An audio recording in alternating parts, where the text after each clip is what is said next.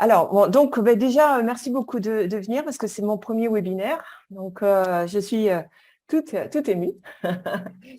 Et en même temps, voilà, ça fait partie exactement de ce que je veux faire, c'est-à-dire rendre la technique accessible au plus d'entrepreneurs possible, essentiellement, enfin, principalement des femmes, tout simplement parce que euh, je trouve que on a trop tendance à se dénigrer en tant que femme et technique. Euh, Vous m'entendez bien? Il n'y a pas de souci? Oui, je vous entends bien. L'image s'est arrêtée. Je ne sais pas si c'est chez Ah, moi. Si, ouais, l'image se fige, mais le son est là. Donc, Voilà, le son est là. d'accord. Alors, ouais. parce que j'ai la... Pas un très bon réseau, donc je me dis ça peut être chez moi, mais Ouais, mais j'ai un problème Internet évidemment aujourd'hui, sinon ça serait pas drôle. Ah non. Voilà. Voilà, donc surtout vous me faites un signe si vous entendez plus, voilà, donc ou si l'image ne fonctionne plus, parce que normalement on doit faire des partages d'écran quand même, donc c'est un petit peu embêtant. Donc ce que je disais, c'est que voilà, j'ai envie de rentrer toute une série pour permettre l'accès à la technique, tout simplement parce que déjà toutes les trois vous êtes en fait avec Biba. Et Biba, souvent, elle dit il faut faire une page de capture, il faut faire des aimants à prospect, il faut faire des formulaires, etc. Et quelque part, si vous ne connaissez pas la technique, voire les bribes de technique, ça peut parfois vous sembler un petit peu compliqué. Donc voilà, donc j'ai eu cette idée-là de lancer ce premier webinaire. Euh, et en fait, c'est surtout parce que je l'ai fait aussi pour, euh, pour une personne du réseau qui s'appelle Hélène Minot et qui effectivement m'avait demandé de lui faire le tunnel de vente. Et au départ, elle pensait effectivement faire un test émotionnel et faire un petit peu comme avait dit Biba, c'est-à-dire dire, peu importe le test que vous allez faire, vous pouvez en prendre sur un autre site, mais je trouvais ça un tout petit peu dommage. Je trouvais ça dommage pour plusieurs raisons. La première, c'est que quand on se connecte avec un autre site qui a déjà fait le travail de quiz ou de test, eh bien, souvent, il faut se réinscrire. Donc là, au niveau de la fluidité du parcours client, c'est un petit peu embêtant puisque vous êtes obligé de vous inscrire dans la page de capture pour ensuite accéder au test où là, on va vous demander à nouveau de vous inscrire sur un site que vous n'avez peut-être pas tout à fait choisi. D'accord ? Donc ça, c'est le premier frein. Et le deuxième, je trouve que c'est un tout petit peu dommage parce que les résultats de votre quiz, finalement, vous ne les avez pas. Or, dans certains cas, souvent dans ce cas-là, c'est intéressant aussi de regarder ce que les gens ont répondu pour vous modifier un peu comment dirais-je, votre discours, vos offres, et vous dire ça, effectivement, c'est bon, ça marche, je vais pouvoir continuer ou je vais pouvoir développer telle et telle chose. Voilà. Donc, je me suis dit, là, quel est le frein dans le cas, enfin, ce qu'expliquait Biba, quel est le frein?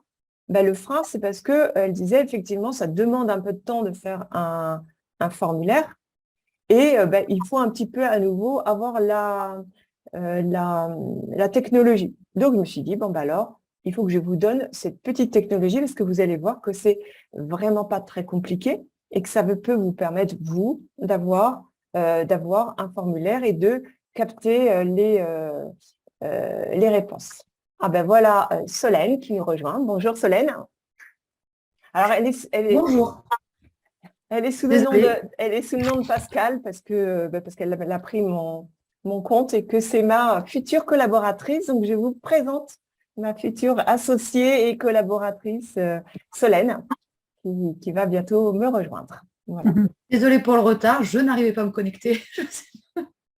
Pourtant, tu es censée.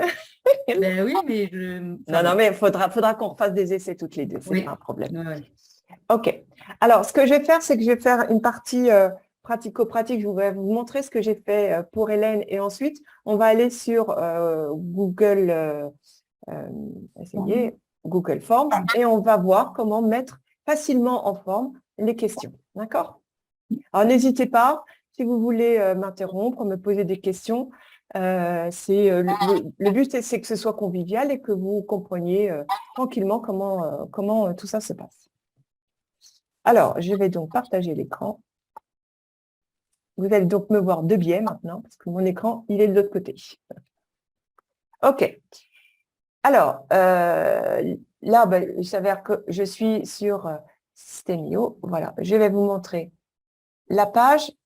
Voilà la page que j'ai faite sur Hélène qui voulait capturer des mails pour faire un test qu'elle appelle un test d'intelligence émotionnelle. Donc, on retrouve le fait qu'elle se présente, elle prend les douleurs, ça fera l'objet d'un autre webinaire.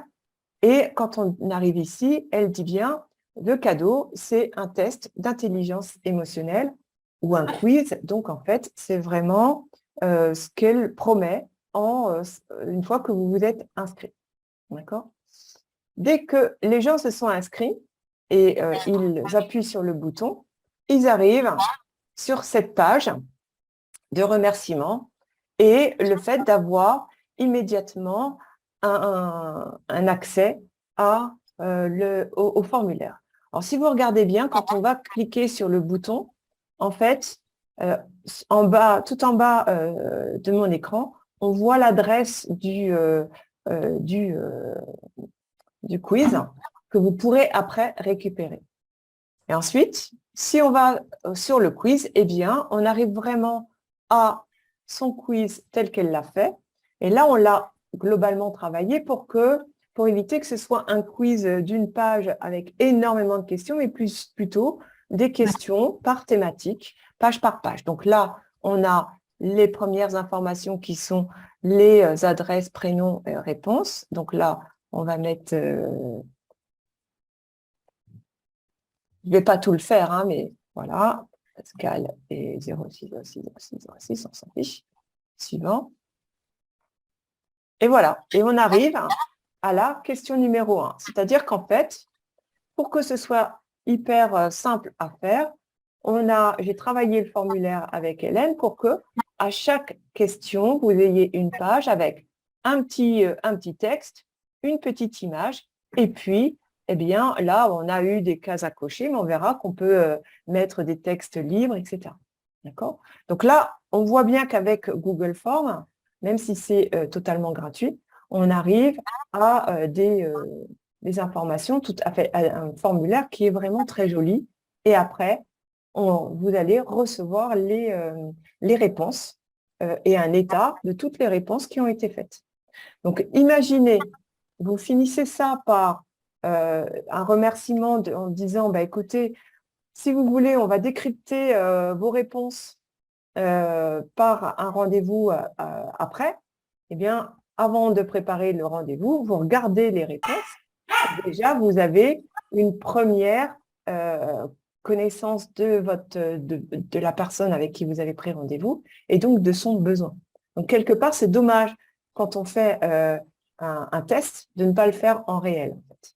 Et même si vous ne faites que 5 questions, ou même 3, je veux dire, c'est très bien. J'aurais même tendance à dire, faites simple, parce que les gens n'ont pas forcément envie de passer une demi-heure à répondre à des questions. Donc, l'idéal, c'est 4 ou 5 questions, mais qui vont être dans le principal, et éventuellement, à la fin, vous finissez par une question totalement ouverte, qui est quel est votre sentiment, ou etc., pour laisser les gens s'exprimer. Alors, c'est bon pour vous pour le moment? OK. Alors, comment est-ce qu'on accède à Google Forms et comment on fait ça? Alors déjà, bien quand vous vous connectez sur Internet, il faut vous connecter sur votre compte Google. D'accord? Donc en général, si vous êtes sur Google, si vous allez arriver sur Google Chrome, vous avez votre compte Google qui est déjà connecté. Et vous voyez, à côté de votre petite vignette, vous avez les applications Google dans ce pavé. Et si vous y allez, vous allez tout en bas et vous avez Google Forms. Voilà. Donc, vous cliquez dessus et là, immédiatement, vous arrivez dans l'interface de Google qui vous permet de voir quels sont vos formulaires et avec le plus, vous pouvez travailler un nouveau formulaire. Si vous en avez déjà créé un, l'idéal, c'est de se dire, le premier, je vais le travailler vraiment de manière très, très précise avec mon look, avec l'intention que je veux donner. Parce qu'après, ben, évidemment, ici, vous voyez que moi, j'avais des formulaires que j'ai faits. Dans ces cas-là, ici, on peut... ah non, on ne peut pas dupliquer. Oh, ben, ils sont... Ah ben si, on peut les dupliquer. Je suis sûre qu'on peut les dupliquer.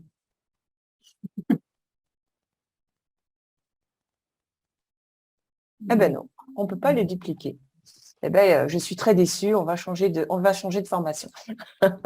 Non, je rigole. Mais en tout cas, ça va vous permettre déjà de voir un peu ce que vous avez fait. Alors, commençons par le commencement. On crée un formulaire vide. Donc là, vous voyez, vous avez le format du formulaire qui arrive. Donc, c'est un formulaire sans titre que vous allez tout de suite intituler. Donc là, on va mettre mon quiz.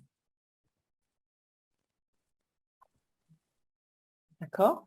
Et là, automatiquement, dès que vous sortez de l'endroit où vous êtes, il va l'enregistrer. Ensuite, vous avez, dans la partie ici en haut, vous avez les questions et vous avez les réponses. Alors, les réponses, ça va être, quand vous allez l'envoyer, vous allez pouvoir, par cet petit onglet, avoir les réponses correspondant à votre formulaire. D'accord? Les paramètres, on verra après. Et là, donc, en fait, on a les questions.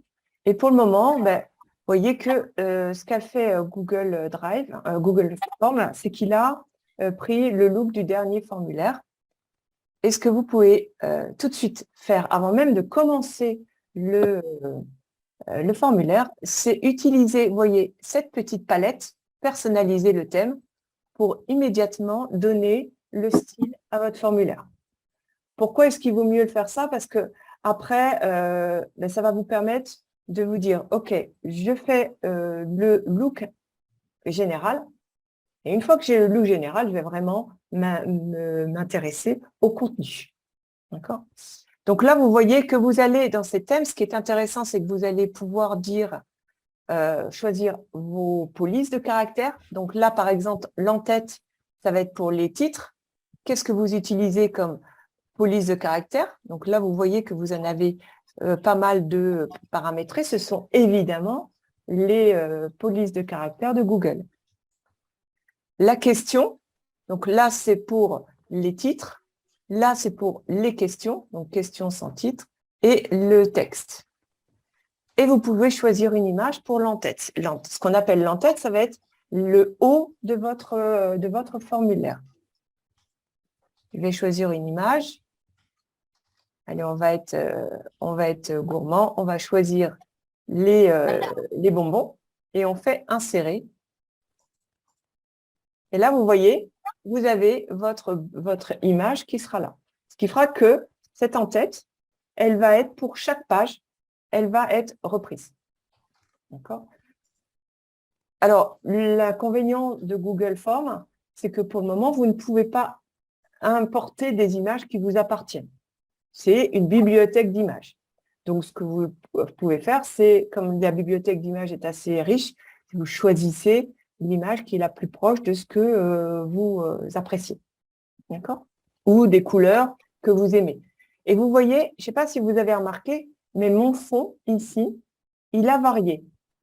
Il était rose, il devient dans les orangés, parce qu'en fait, automatiquement, Google Forms a pris la colorimétrie principale qu'il y a dans l'image de fond. Si je voulais changer, si vous pouvez importer des photos. Par exemple, je vais mettre ça, insérer. et bien vous voyez que le thème, il change. Si vous voulez importer une autre image, vous faites importer. Vous allez chercher dans votre ordinateur ce que vous voulez. Donc, par exemple, je vais prendre celui de mon poste de technique. Et vous voyez, il prend une partie de votre photo. Je vais faire OK.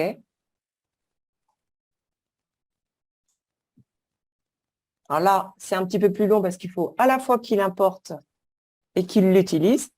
Et voilà, vous avez votre propre image. D'accord? Donc, l'avantage, c'est que vraiment, vous allez pouvoir faire le formulaire à votre image. C'est bon pour vous? OK. Alors, évidemment, la première chose que vous allez avoir au niveau du quiz, ça va être l'email, parce que c'est forcément obligatoire. Hein. C'est exactement comme une page de capture, elle demande à capturer un mail. Ici, on demande à ce qu'il y ait l'email, et ça, c'est obligatoire. Il faut surtout le garder. Donc là, vous pouvez faire une description du formulaire. Donc, c'est formation pour créer un quiz. Et vous voyez, dès que vous sortez il n'y a pas de notion de validation, c'est que dès que vous sortez du champ, c'est enregistré.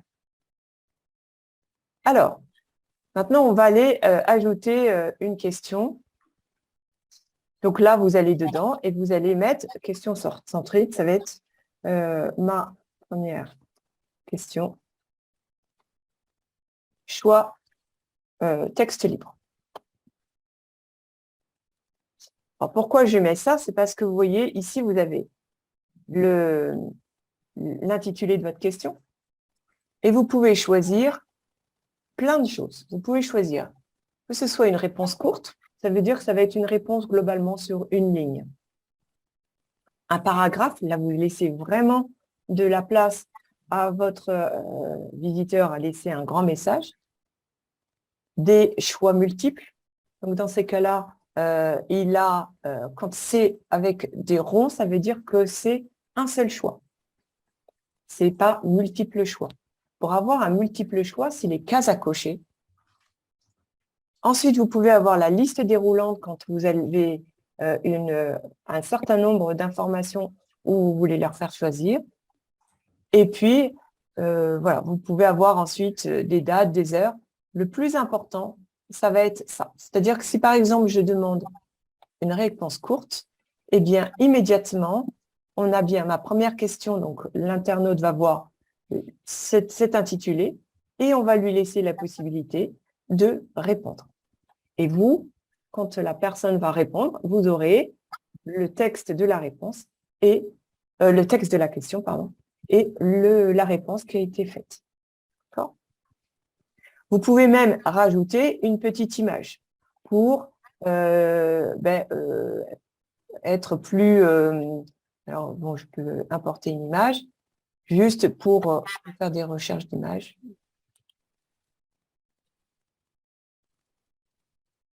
Voilà, j'ai toujours faire la même chose. Ces images-là, elles vont permettre de rendre votre formulaire beaucoup plus joli et attrayant. Parce que quand il n'y a que des formulaires avec des textes, ça peut ne pas être très attrayant. D'accord ? Et là, vous voyez, quand vous sélectionnez l'image, vous voyez, vous avez des petits carrés ici qui apparaissent. Ça va vous permettre en tirant sur les coins, de retailler votre image pour qu'elle soit cohérente. D'accord ? Là, vous avez la possibilité de rendre votre question obligatoire ou non. Donc, quand c'est quand c'est le petit rond sur la gauche, ce n'est pas obligatoire.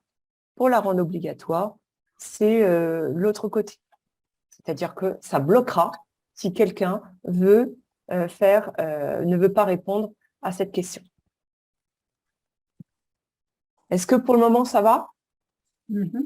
OK. Alors, vous avez la possibilité ensuite de, si vous trouvez que votre mise en page, allez, on va dire qu'on met l'image comme ça, est correcte, vous pouvez dire, ben, je vais dupliquer. Vous voyez, vous aviez ce petit, le petit onglet dupliquer. Et là, vous allez, même si la deuxième question, c'est complètement autre chose, vous allez pouvoir dire ma deuxième question. Alors, je ne suis pas très originale hein, dans mes textes, mais le but n'est pas d'être très original. Et là, vous voyez, on va juste voir un peu les différentes choses. Si vous avez un choix multiple, vous voyez que ici, automatiquement, il vous dit quelles sont les options. Donc là, on va mettre l'option 1. Et puis, on va dire, il y a l'option 2. Et quand vous cliquez dedans, vous voyez, automatiquement, il va créer autant d'options que vous voulez. Et vous pouvez évidemment les renommer. Option A, option B,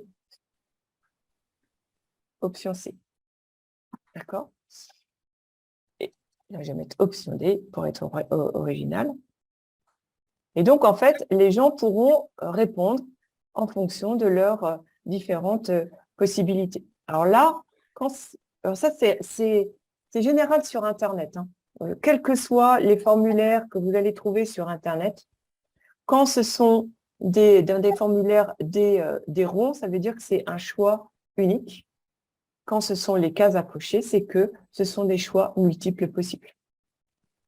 Donc là, souvent, quand on fait des questions à choix unique, j'ai tendance à vous recommander de mettre la possibilité de rajouter autre. D'accord? Donc là, je vais mettre autre. Pardon, ajouter autre. Et ça, c'est intéressant parce que faut que les gens puissent trouver un moyen de sortir de votre cadre. Un quiz, il est bien si vous n'orientez pas les réponses et si vous laissez la possibilité aux gens de s'exprimer autrement. Et c'est d'ailleurs ce que j'expliquais à Hélène, le fait de mettre « autre », ça peut permettre aussi de voir si votre quiz, il est bien orienté par rapport à votre audience. C'est-à-dire que si vous orientez un peu trop les questions par rapport à ce que vous voulez, ben finalement, les gens vont peut-être pas s'y sentir bien. Et ils vont peut-être avoir tendance, la majorité, à répondre autre plutôt qu'à répondre sur vos questions. Et donc, dans ces cas-là, l'intérêt, ça sera d'aller modifier votre questionnaire pour le rendre plus large et donc plus en adéquation avec ce qu'attendent vos visiteurs. Vous voyez, tout à l'heure, j'ai rajouté, sans le faire exprès, l'option 5. Eh bien, il n'y a pas de problème, vous pouvez la supprimer comme vous voulez. Vous voyez, vous avez les petites croix qui permettent de supprimer. Si on décide de faire finalement une case à cocher, alors là, ce qui est bien, c'est que vous avez fait une liste d'options avec une sélection unique. Et vous vous rendez compte que finalement, vous préféreriez laisser la possibilité de choisir des multiples réponses, eh bien, vous pouvez passer sans problème de choix multiples à case à cocher et vous avez les mêmes questions qui sont posées.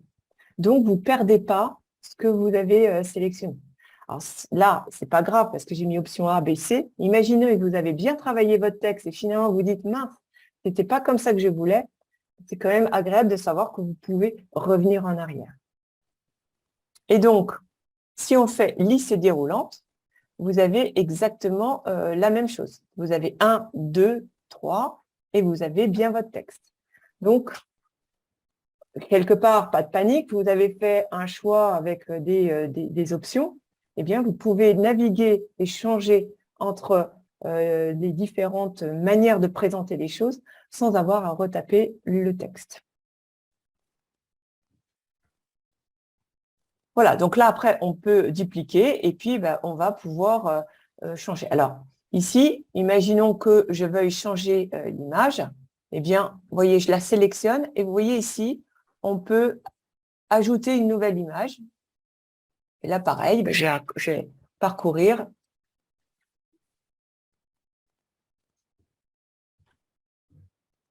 là, je vais reprendre le fait que c'est comme ça. Et là, ben, ça m'a rajouté une image. Je me rends compte qu'elle n'est pas au bon endroit.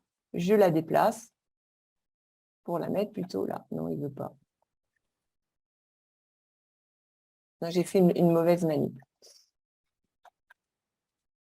faut d'abord supprimer cette image.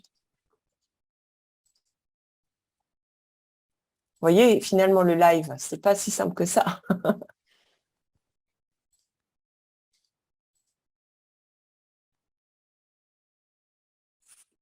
Ben, je ne sais plus comment on le fait.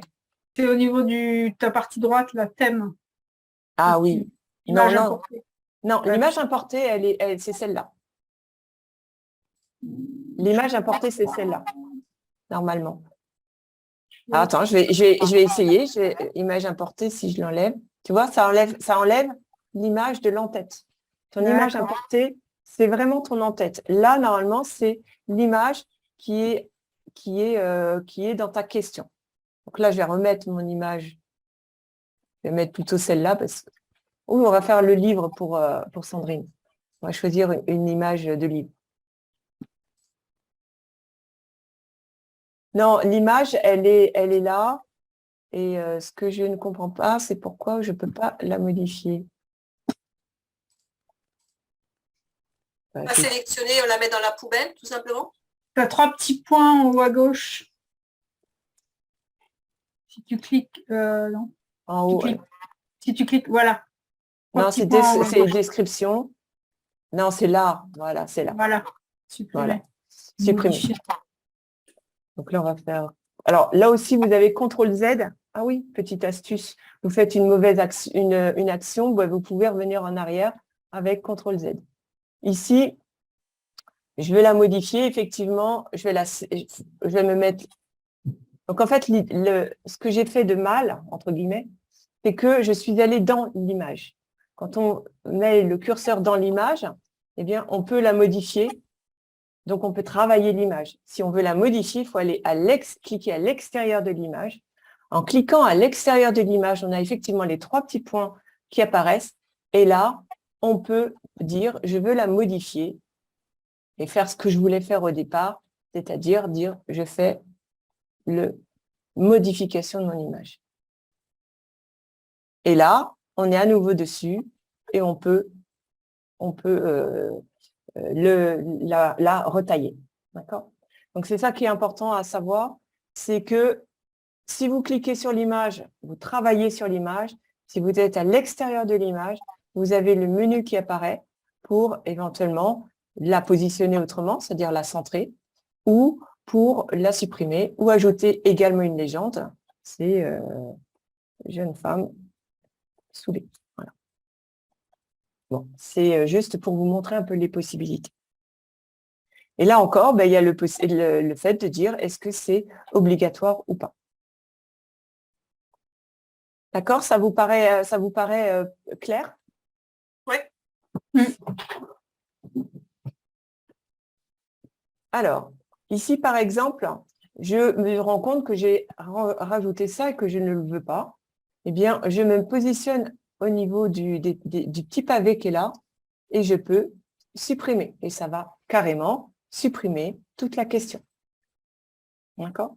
Vous voyez, il met bien élément supprimé et vous pouvez annuler. Et à ce moment-là, la question reviendra. Alors, ici, dans ce menu-là, vous avez la possibilité d'ajouter une section. Ça correspond à quoi, une section? Ça correspond à une nouvelle page. Si je reviens au niveau du test que j'ai fait pour Hélène, vous voyez bien que vous avez une question et je vais aller sur suivant pour avoir la deuxième question. D'accord ? Et donc, en fait, ça veut dire qu'à chaque question correspond une section. D'accord ? Donc, ici, imaginons, j'ai ma première question et je me dis, entre ma première et ma deuxième question, je veux mettre une section. Eh bien, je vais le faire là. Plutôt là, je vais dire, je veux ajouter une section. Et donc là, il met la rubrique et on peut rajouter et c'est facultatif, un titre et une description. D'accord? Alors, ici, je l'ai dupliqué 2 fois. Donc là, celle-là, je vais à nouveau ajouter une section. Et là, ça veut dire que ça va passer à la section en dessous. C'est-à-dire que si vous êtes ici et que vous ajoutez la section, elle est ajoutée en dessous. D'accord? Mais Google Form est suffisamment bien fait pour dire je veux la remonter d'un cran. Et donc, en fait, vous pouvez bouger vous voyez, vous prenez la question et vous la mettez en dessous. Donc, en fait, tous les blocs peuvent être modifiés dès que vous avez ce signe de la croix qui apparaît. Voilà, donc là, on dit que, on va dire que c'est OK. On va envoyer. Non, on ne va pas l'envoyer. On va pouvoir regarder ici. On va revenir ici. Et voilà, le quiz, il est là. Et donc, on va pouvoir... je voudrais obtenir le lien. Alors, quand on est sur les 3 liens, on va obtenir le lien, c'est-à-dire que, voilà, on a le lien de ce Google Form, il est là. Et donc, en fait, on va pouvoir après utiliser ce lien pour le mettre dans vos différentes pages. Alors, le but aujourd'hui n'est pas de dire dans quelle page c'est, mais c'est surtout le fait de dire, voilà, mon lien, il est là. Donc, si je le reprends, et normalement, je le copie là. Voilà, vous avez votre quiz qui est en mode de quelle est la réponse courte.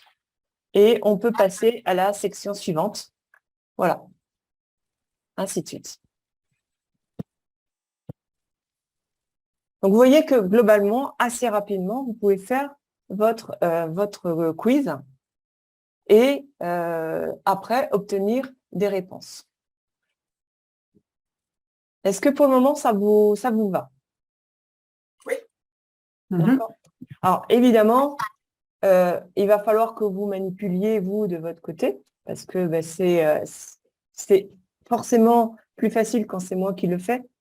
Même si vous voyez qu'il y a aussi des hésitations de temps en temps, parce que forcément, c'est aussi l'intérêt, c'est que vous me voyez manipuler et parfois que vous voyez que j'hésite. Et donc, après, c'est normal que vous hésitiez aussi. D'accord ? Le dernier point que je voulais voir avec vous, c'est la partie paramètres. Alors, dans les paramètres, ça va vous permettre un peu de définir un certain nombre de choses. Alors, la première des choses, c'est convertir en questionnaire. Alors, ça, c'est utile si, par exemple, vous attribuez des points à chacune des réponses et que comme ça, vous savez, dans les revues, vous avez des quiz avec si vous avez tant d'étoiles, eh bien, on vous donne un résultat prédéfini.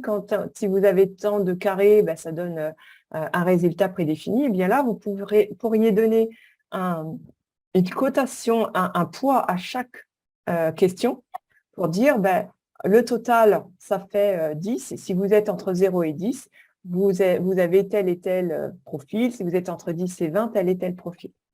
Donc, ça veut dire que à partir de là, vous pouvez même générer une réponse automatique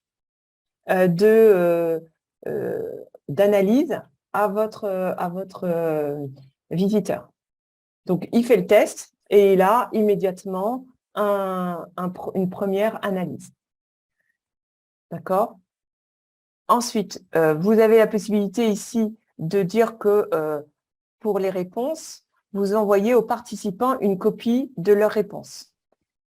Donc, vous collectez les emails et moi, j'ai tendance à dire de toujours envoyer une copie des réponses à l'internaute, à votre visiteur. Tout simplement parce qu'au moins, comme ça, il sait qu'il a répondu ça. que quelque part c'est sérieux, que c'est pas envoyé un peu n'importe où dans la nature. Donc ça renforce votre crédibilité et votre sérieux en fait. Vous pouvez autoriser la modification des réponses, c'est-à-dire qu'une fois que les gens ont répondu à votre quiz, ils peuvent revenir pour modifier leurs réponses. Ça, j'ai plutôt tendance à vous dire de ne pas le valider, parce que si derrière vous faites une analyse, bah, c'est un peu embêtant. Et vous pouvez effectivement limiter à une réponse pour éviter que les gens continuent à répondre X fois. D'accord ? Donc ici, quelque part, j'aurais tendance à dire, vous ne bougez rien du formatage de Google, sauf de dire, je veux toujours envoyer une copie de leur réponse aux participants. Voilà. Et puis après, vous avez la possibilité, dans les valeurs par défaut, de gérer un certain nombre de choses, notamment collecter les adresses email par défaut, ça c'est forcément obligatoire. Et vous voyez que vous pouvez, plutôt que tout à l'heure, vous voyez, je vous avais montré pour chaque question, vous pouviez dire c'est obligatoire ou pas. Imaginons que vous avez complètement zappé ça, que tout votre formulaire a été fait et que de toute façon, vous voulez que toutes vos questions soient obligatoires, eh bien, vous allez dire je rends les questions obligatoires par défaut. Comme ça, à partir du moment où vous avez fait ça, toutes les questions vont être par défaut obligatoires. Donc ça, c'est plutôt le paramétrage par défaut de Google. Donc je trouve que c'est intéressant. Donc en fait, quelque part, les paramètres, la seule chose que vous avez à voir, c'est envoyer aux participants une copie de leur réponse. Mais au moins, vous connaissez un peu les paramètres. Vous, comment ça va se passer une fois que vous allez envoyer les formulaires et que vous voulez voir les réponses? Eh bien, si je reviens à mes différents formulaires, voilà. Eh bien, là, j'avais cet atelier-là, donc je vais le voir. Et vous voyez, je vais essayer de voir quelles sont les réponses. Donc là, désolé, j'ai aucune réponse, mais je ne sais pas si j'en ai un où j'ai des réponses, parce que c'était des essais que j'avais fait, donc réponse. Voilà. Là, par exemple, j'ai une réponse. Donc, ce qui est intéressant, c'est que quand vous allez sur votre formulaire, vous voyez que vous avez une réponse qui n'a pas été lue en particulier. Et donc, en fait, vous avez le résumé de la réponse. Donc, avec l'email, le nom, l'adresse du site, etc. Donc, en fait, les différentes questions qui ont été, les différentes réponses qui vous ont été données. D'accord ? Et donc, là, vous avez le résumé pour tout l'ensemble de ceux qui ont répondu. Et sinon, vous pouvez regarder de manière individuelle. Et là, vous avez la possibilité de sélectionner qui vous a répondu. Alors, dans mon exemple, j'ai qu'une seule personne. Donc, évidemment, je n'ai pas la possibilité ici de sélectionner le contact. Mais vous pourriez, si vous avez 10 réponses, aller sélectionner une personne en particulier. Et dans « Résumé », vous auriez l'analyse globale de ce qui a été répondu par les 10 personnes. Donc ça, c'est intéressant parce que si, par exemple, vous faites un questionnaire avec simplement que des questions oui, non, pour avoir quelque chose de très simple, eh bien, vous aurez par question le résultat, quel est le taux de oui, quel est le taux de non. Voilà un petit peu globalement ce que je pouvais vous dire. Autre petite chose, c'est que vous pouvez télécharger les réponses, alors ce qu'on appelle en CSV. Alors le CSV, c'est le format Excel qu'on trouve sur Internet. Internet, dès qu'on demande de transférer des fichiers style sous format Excel, on va vous les demander sous CSV, qui est en fait un format aplati, ce qu'on appelle aplati d'un tableau. c'est-à-dire où on a enlevé tous les mises en forme, tous les codes internes au logiciel. Et donc, en fait, si vous voulez télécharger les réponses en CSV, voilà, il vous génère un fichier zip et dedans, vous avez un fichier que vous pouvez ouvrir par Excel. Et vous avez à nouveau la liste de tous vos réponses et vous pouvez ensuite l'analyser sous Excel. D'accord? Là, vous avez l'aperçu de votre formulaire. Et n'oubliez pas, à la fin, vous pouvez aussi rajouter du texte. Donc ça, je vais revenir dans le quiz. Imaginons que là, nous avons fini. Eh bien, on va dire que, je vais me remettre ici. Je vais le modifier. Excusez-moi. Oui, là, j'étais dans la visualisation. Je vais revenir là. Je reviens sur mon quiz. Toujours finir avec un petit mot sur vous. Donc là, je le recharge. Donc, quelque part, vous pouvez ici ajouter une question, ou plutôt ajouter juste un titre et une description. Et là, vous allez mettre, par exemple, merci de votre participation. D'accord? Et ici, vous allez pouvoir dire, OK, je vais rajouter mon logo et puis je vais rajouter éventuellement une vidéo, parce que vous pouvez rajouter des vidéos YouTube. C'est comme ça que sur la formation Décollage Express, vous voyez, à la fin, j'ai mis merci de votre participation avec un lien vers une action, qui est le call to action. N'oubliez jamais d'avoir toujours un appel à action. L'appel à action, ça va être de prendre contact avec vous, ça va être de vous réserver un créneau, ça va être de télécharger le résultat, ça va être… Et puis, vous avez le logo. Et dans ces cas-là, eh bien, la personne, elle a tout qui est également à votre nom. D'accord. Donc, c'est quand même très pratique. En un mot, Google Forms vous permet de faire votre quiz, de rajouter toutes les questions que vous voulez, de rajouter du texte, des images, et ensuite, eh bien, de générer un lien que vous allez pouvoir utiliser dans votre page pour communiquer dessus. D'accord? Voilà. Est-ce que vous avez des questions diverses et variées, sachant que à la suite de ce webinaire, je vais vous envoyer à chacune un lien vers un replay. Et surtout, l'idée, c'est que vous essayez et inscrivez-vous. Je vais vous redonner le lien vers mon groupe privé LinkedIn. Et si vous avez la moindre question technique, eh bien, vous me la posez. Et dans ces cas-là, je pourrais continuer à apporter des éléments, parce que forcément, en une heure, c'est dense et vous manipulez pas. Donc, quelque part, à vous maintenant derrière de manipuler, de tester. Et puis, vous avez la moindre question, vous nous l'envoyez et puis je me ferai évidemment un plaisir de vous répondre. Voilà. Je vous laisse la parole si vous voulez vous exprimer ou pas.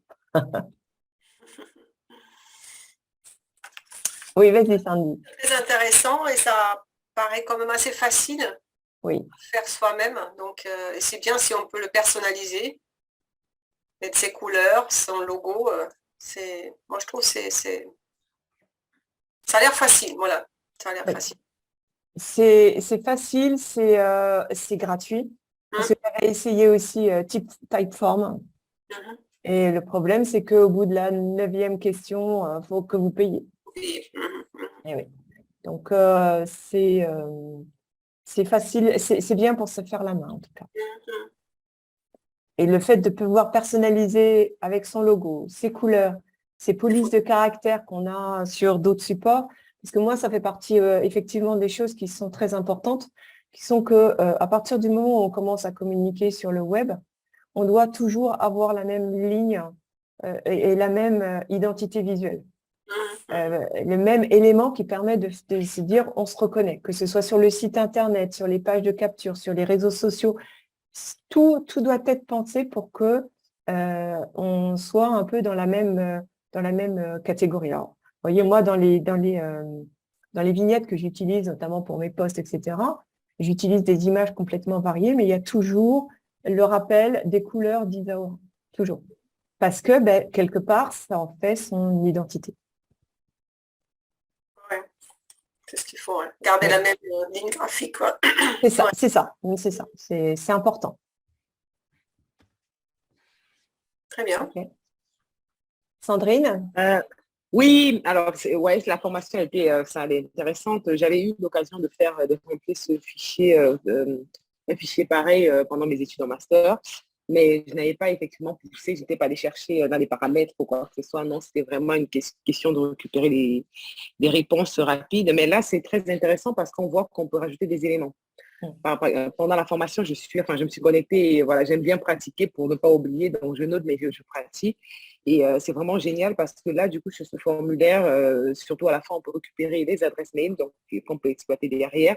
On peut donc aussi rajouter le lien pour prendre un rendez-vous. Ça, c'est génial en fait. On l'envoie comme un cadeau, mais derrière, on a un lien en disant, voilà, n'oubliez pas, vous avez votre session gratuite et tout. Bon, là, il va falloir créer le calendrier, tout ça. Bon, je suis nouvelle dans tout ça, donc j'apprends également.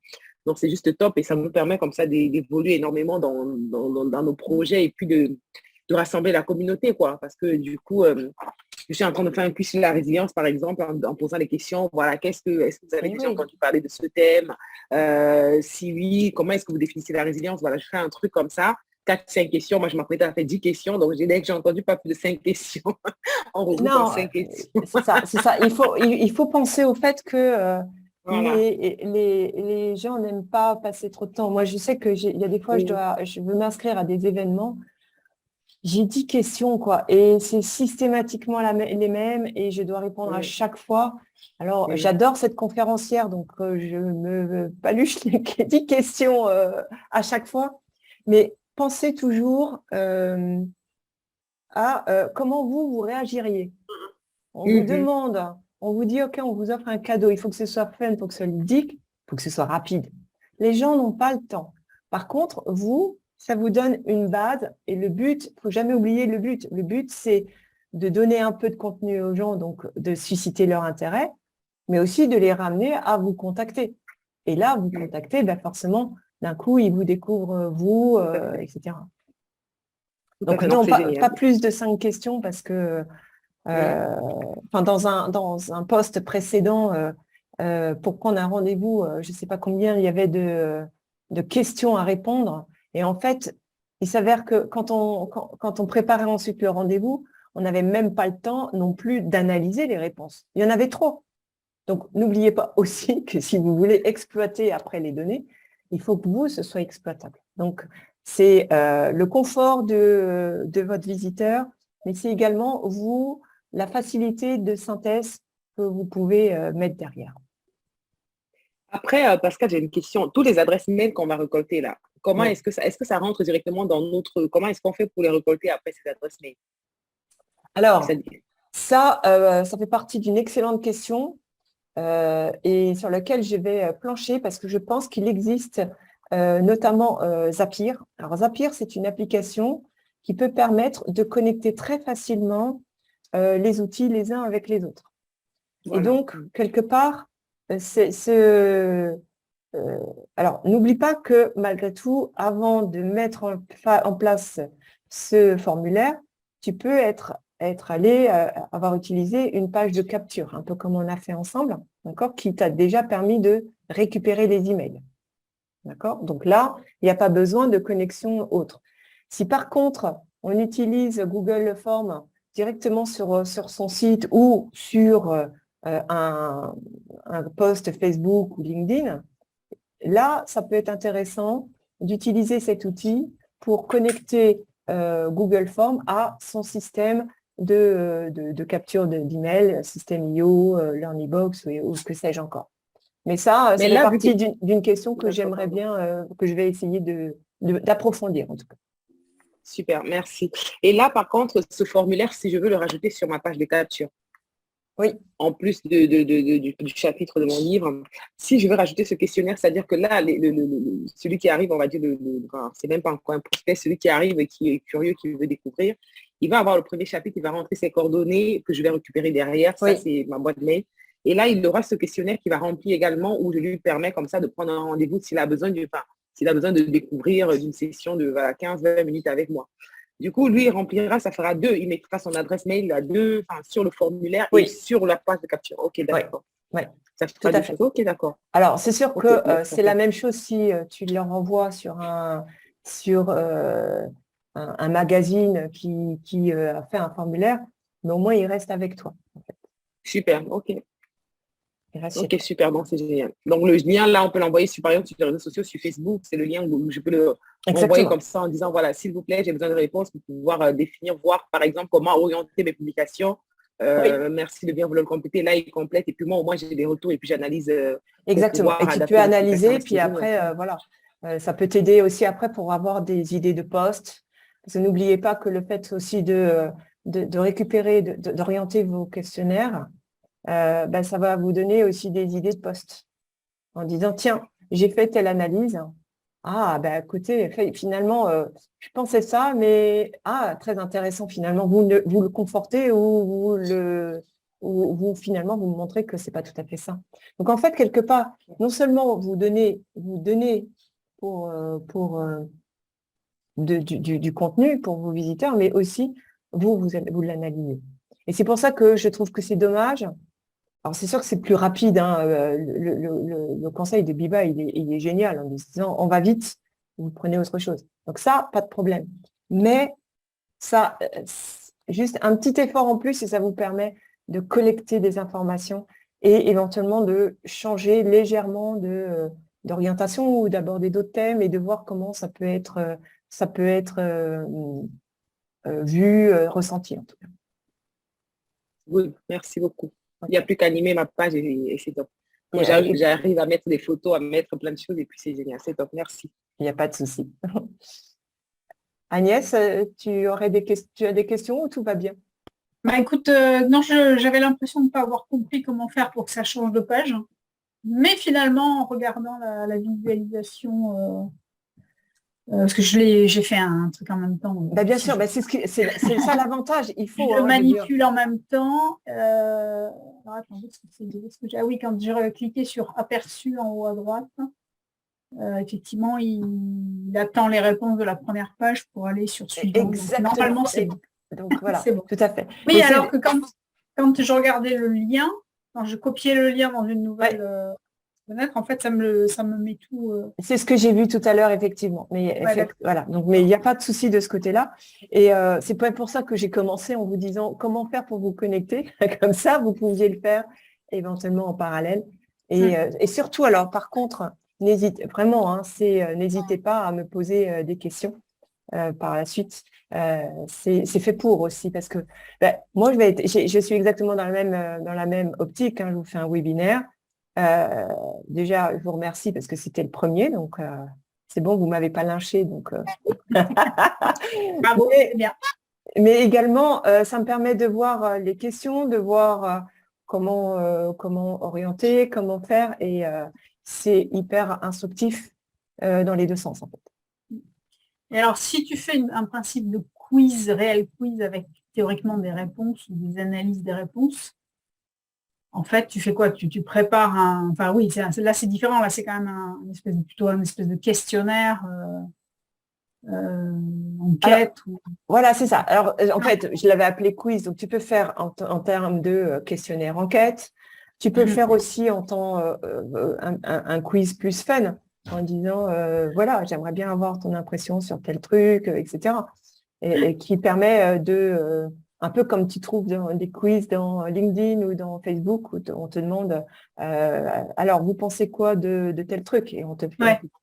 Sauf que dans LinkedIn par exemple ou dans Facebook, le texte que tu peux mettre dans les réponses, elles sont hyper courtes. Moi j'ai essayé déjà de faire des quiz. Oh purée, j'arrive pas à m'exprimer. Alors peut-être que c'est parce que j'adore m'étaler. Hein, je veux dire. Je suis peut-être trop bavarde. D'ailleurs, le dernier post que j'ai fait, j'ai dû me les remettre à 3 fois parce qu'il y avait trop de mots par rapport à Facebook et LinkedIn. Donc, j'apprends à en donner moins et peut-être plus souvent. Mais je trouve que malgré tout, alors, les quiz que tu peux trouver dans LinkedIn, c'est un quiz avec quelques questions. Ça doit être très vite fait. Donc, nickel. Mais t'en fais rien derrière. T'en fais strictement rien parce que tu sais même pas qui t'a répondu, qu'est-ce qui a répondu, tu as juste une tendance. Là, ça peut te donner, c'est pour ça que je dis 5 questions, voire 3 questions, peu importe, ça doit rester ludique, et ça te donne des indications que tu te poses une question sur un nouveau programme que tu veux me lancer, et ben tu lances un quiz à tes contacts, à ta communauté, à ta communauté, et puis tu as les informations. Donc, voilà. Donc, ça peut être utilisé sur plein d'autres, dans plein d'autres cas. C'est juste pour vous montrer que techniquement, c'est pas compliqué. En plus, tout est dans Google Forms, donc vous les retrouvez. Vous avez une manipulation hyper simple et tout va bien en fait. Donc, bonjour. Je suis désolée, on arrive à la fin. Il n'y a pas le micro, Marilyn. J'étais dehors, j'espérais que je pouvais regarder de mon portable. Et puis non, je ne peux plus regarder Zoom de mon portable. Je ne sais pas pourquoi. D'accord. Bon. De toute façon, j'enverrai un replay. Ah, super, merci. Je te remercie. Donc, il n'y a pas de souci. Il y aura un replay et pas de problème pour répondre à d'autres questions. Super, merci Pascal. Mais je t'en prie. Bon, écoutez, merci beaucoup. J'espère que ça vous a plu. Moi, c'était un bon premier petit rodage, donc je vous remercie beaucoup. Et puis, je vous souhaite une excellente journée et je vous envoie ça dès que l'enregistrement est prêt. Je vous envoie tout ça. Ok, merci beaucoup. Merci. Bonne Au journée. revoir, bon après-midi. Au revoir. Au revoir. Bonne journée, mesdames. Merci beaucoup. Goodbye. Les photos sont magnifiques au fait. Ah ben merci, c'est gentil. Oui, ouais, c'est vrai. Je fais un effort pour essayer de trouver des photos qui changent, etc. Donc, voilà. Et je m'amuse beaucoup quand je les trouve. Voilà. Donc en plus, je m'amuse quand je les fais. Donc, c'est important, c'est l'essentiel. Okay. Alors, j'en profite aussi, malgré tout, pour vous dire, j'ai ouvert des permanences techniques tous les vendredis.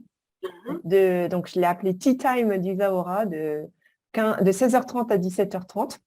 Alors, c'est un horaire qui me fait un peu bondir parfois, mais voilà, c'est pour vous obliger un petit peu à vous arrêter pas trop tard le vendredi soir, parce que moi, je sais que j'ai mon petit garde-fou qui est à côté de moi pour me dire non, Pascal, on est le week-end, il faut arrêter. Donc là, je nomme la deuxième Pascal qui s'appelle Solène, en fait. Elle se cache, mais voilà, c'est ma petite Jiminy Cricket qui est là.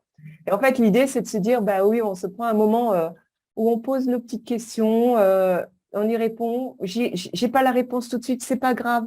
Je cherche et je vous donne la réponse après dans le groupe privé. Et c'est histoire de passer un bon moment avant d'aller faire l'apéro avant le week-end. Voilà. Allez, je vous souhaite une belle après-midi et puis à très bientôt. Merci beaucoup. À bientôt. Merci beaucoup. Pascal. Au revoir. Au revoir.